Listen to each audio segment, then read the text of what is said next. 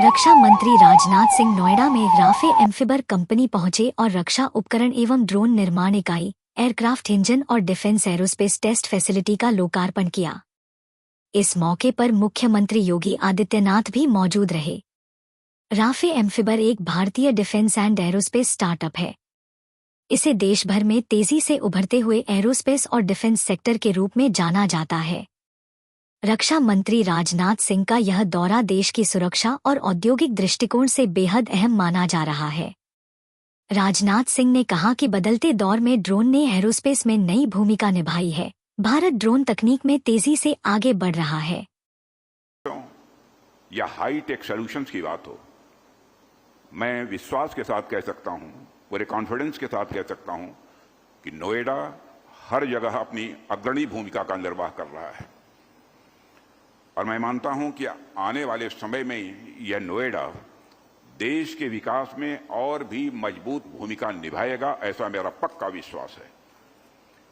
साथियों, यहां आकर जो अनुभव मुझे हो रहा है वह बिल्कुल अलग है और नया है। मैं फिजिक्स का विद्यार्थी रहा हूं, फिजिक्स का मैं टीचर भी रहा हूं और लंबे समय तक मैंने टीचिंग का भी काम किया है। इसलिए मुझे बहुत ही अच्छा लगता है जब इस तरह के हमारे युवाओं के नेतृत्व में देश में टेक्नोलॉजिकल प्रोग्रेस हो, तो सचमुच मुझे बेहद खुशी होती है। फिजिक्स के विद्यार्थी और एक शिक्षक होने के नाते मेरी हमेशा टेक्नोलॉजी डेवलपमेंट के जो विषय होते हैं उनमें स्वाभाविक रूप से रुचि रही है। इस अवसर पर सीएम योगी ने कहा कि शस्त्र और शास्त्र के समन्वय से ही राष्ट्र बनेगा शक्तिशाली। ऑपरेशन सिंदूर ने दुनिया को भारत के सामर्थ्य का एहसास कराया है। ये आज की आवश्यकता है, क्योंकि हम सब इस बात को जानते हैं कि आपके पास ताकत है तो दुनिया आपके सामने नतमस्तक होगी। और ये आज से नहीं, प्राचीन काल से ही भारतीय मनीषा तो इस बात को मानती रही है। जब महाभारत के युद्ध के दौरान गुरु द्रोणाचार्य से ही पूछा गया था कि आप शस्त्र धारण क्यों कर रहे हैं, तो उन्होंने एक ही बात कही थी। उस समय उनकी जो प्रेरणा थी वह केवल उस कालखंड के लिए नहीं थी।